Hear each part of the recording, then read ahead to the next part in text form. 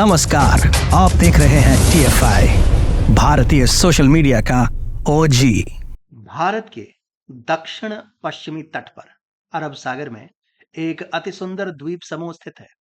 इस द्वीप समूह को लक्षद्वीप के नाम से जाना जाता है।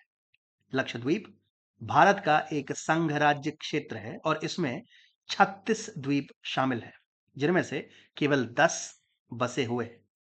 लक्षद्वीप अपनी प्राकृतिक सुंदरता के लिए प्रसिद्ध है। इन समुद्र तटों की बालुका राशि इतनी सफेद और अत्यय होती है कि यह मालदीव के समुद्र तटों को टक्कर देती है। अगाथी, बंगारू, कल्पस, कवरत्ती और मालिपाड़ू लक्षद्वीप के कुछ सबसे लोकप्रिय समुद्र तट हैं। लक्षद्वीप जलीय जीवन की एक बड़ी संख्या का घर है। यहाँ कई प्रकार के समुद्री जीव पाए जाते हैं, जिनमें भिन्न भिन्न प्रकार की मछलियां, सीशियां, मूंगे, डॉल्फिन और व्हेल इत्यादि हैं। समुद्र के नीचे की दुनिया का दर्शन करने के लिए लक्षद्वीप स्नॉर्कलिंग और स्कूबा डाइविंग के लिए एक लोकप्रिय गंतव्य बनता जा रहा है। लक्षद्वीप का प्रारंभिक इतिहास कुछ कुछ अज्ञात सा है, लेकिन यह माना जाता है कि यह द्वीप केरल के राजा चेरमन पेरुमल का बसाया हुआ है। ऐसा माना जाता है कि कुछ अरब व्यापारियों के कहने पर राजा चेरमन पेरुमल ने इस्लाम में धर्मांतरण करवा लिया था। द्वीप में इस्लाम का आगमन 7वीं शताब्दी के आसपास हुआ था। 11वीं शताब्दी में लक्षद्वीप पर चोल साम्राज्य का शासन हुआ। तत्पश्चात 16वीं शताब्दी में पुर्तगालियों ने लक्षद्वीप पर नियंत्रण स्थापित किया, परंतु 1799 ईस्वी में इसे ब्रिटिश ईस्ट इंडिया कंपनी ने जीत लिया। लक्षद्वीप का इतिहास भारत के अन्य हिस्सों के इतिहास से सर्वथा अलग रहा है। स्वतंत्रता से लेकर नई सहस्त्राब्दी तक इसे कभी भी भारतीय मुख्य भूमि के भाग की तरह नहीं माना गया।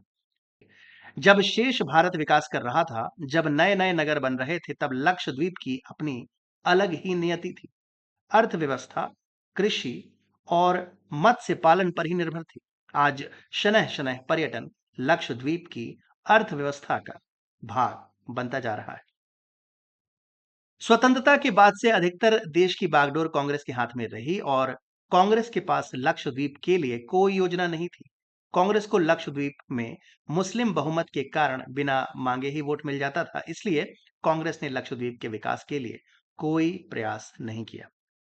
परंतु प्रधानमंत्री नरेंद्र मोदी की नीयत स्पष्ट थी, लक्षद्वीप का विकास।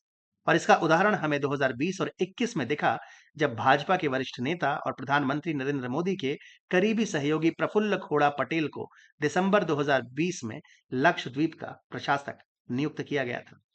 उन्होंने केंद्र शासित प्रदेश के आधुनिकीकरण के लिए कई महत्वपूर्ण बदलाव किए, जिसका उद्देश्य इसे एक पर्यटन स्थल में परिवर्तित करना था। पटेल ने लक्षद्वीप में उस यथास्थिति को चुनौती दी जो मुख्य रूप से इस्लामिक थी। स्थानीय लोगों के नकारात्मक प्रतिक्रिया के बावजूद पटेल क्षेत्र में सुधार के अपने मिशन में लगे रहे।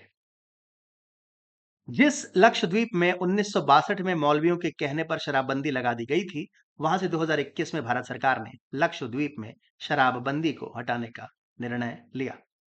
इस निर्णय का उद्देश्य लक्षद्वीप को पर्यटन के लिए अधिक आकर्षक गंतव्य बनाना था।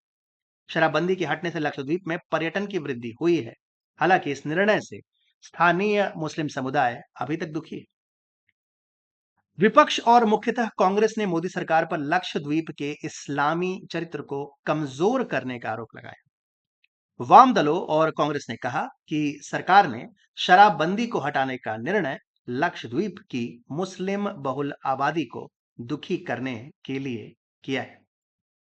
लक्षद्वीप में शराबबंदी को एक सामाजिक और धार्मिक मुद्दा माना जाता है। मुस्लिम समुदाय का मानना है कि शराब हराम है और इसे अनुमति देने से लक्षद्वीप की संस्कृति और इस्लामिक मूल्यों का नुकसान होगा, परंतु मोदी सरकार अडिग और अटल रही। प्रधानमंत्री नरेंद्र मोदी ने 2 और 3 जनवरी 2024 को लक्षद्वीप का दौरा किया। यह उनकी पहली यात्रा थी और इसने भारत के रणनीतिक हितों और लक्षद्वीप के स्थानीय विकास के बीच संतुलन बनाने के प्रयासों पर ध्यान केंद्रित किया। इन चित्रों में प्रधानमंत्री मोदी को स्थानीय लोगों के साथ बातचीत करते हुए, स्नॉर्कलिंग करते हुए और द्वीपों की प्राकृतिक सुंदरता का आनंद लेते हुए देखा जा सकता है। इन चित्रों ने लक्षद्वीप के बारे में जागरूकता बढ़ाने में मदद की है और यह भी सिद्ध किया है कि प्रधानमंत्री मोदी स्थानीय लोगों के साथ जुड़ने और लक्षद्वीप विकास के लिए प्रतिबद्ध है। प्रधानमंत्री मोदी की यात्रा ने संकेत दिया कि भारत न केवल लक्षद्वीप पर अपनी पकड़ बनाए रखने के लिए दृढ़ है, बल्कि इसे एक पर्यटन पावर हाउस बनाने के लिए भी दृढ़ संकल्प है। मोदी जी ने अपने भाषण में कहा कि लक्षद्वीप भारत का अभिन्न अंग है और उन्होंने क्षेत्र के विकास के लिए प्रतिबद्धता व्यक्त की। प्रधानमंत्री मोदी ने लक्षद्वीप में विकास के लिए कई योजनाओं की घोषणा की। इनमें शामिल है एक नए ऑप्टिकल फाइबर केबल का निर्माण जो लक्षद्वीप को मुख्य भूमि के उच्च गति इंटरनेट से जोड़ेगा। एक नए हवाई अड्डे का निर्माण जो लक्षद्वीप को पर्यटन और व्यापार के लिए अधिक सुलभ बना देगा। स्थानीय अर्थव्यवस्था को विविध बनाने के लिए नई कृषि और मत्स्य पालन की नवीन परियोजनाओं का विकास। कांग्रेस और वाम दलों का मानना है कि पर्यटन विकास से लक्षद्वीप की संस्कृति और धार्मिक मूल्यों का नुकसान होगा, परंतु प्रधानमंत्री मोदी का मानना है कि इसे विकसित करने पर स्थानीय लोगों को रोजगार के अवसर मिलेंगे, लक्षद्वीप की अर्थव्यवस्था को बढ़ावा मिलेगा और भारत के पर्यटन उद्योग को भी बढ़ावा मिलेगा। आपको क्या लगता है? कमेंट सेक्शन में अवश्य बताएं।